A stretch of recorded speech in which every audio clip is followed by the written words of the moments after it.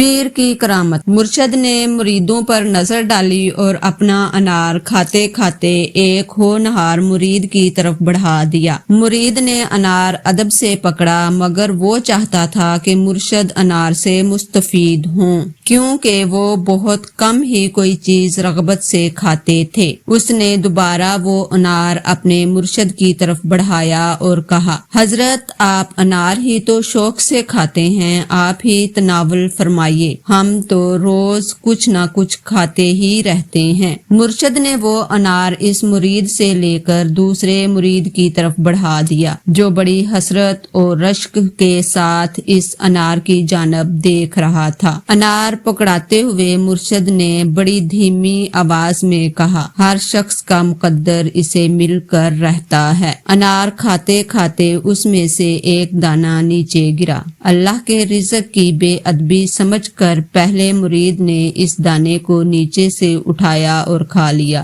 دانے کا اندر جانا تھا کہ اس مرید کے 14 طبق روشن ہو گئے۔ زمین اور آسمان کے حقائق کی گتھیاں کھلنا شروع ہو گئیں۔ اس نے گھبرا کر سارا انار کھا جانے والے ساتھی کی طرف دیکھا اور سوچا، ایک دانے نے میرا یہ حشر کر دیا ہے، جس نے سارا انار کھا لیا ہے اس کا کیا حال ہوا ہوگا۔ مرشد جو یہ ساری صورتحال دیکھ رہا تھا بولا، بیٹا جو کچھ تھا اسی دانے میں تھا جو تو نے کھا لیا، باقی انار بس انار ہی تھا۔ اور یہ انار کا دانہ کھانے والے کون تھے؟ حضرت بابا فرید الدین گنج شکر رحمت اللہ علیہ۔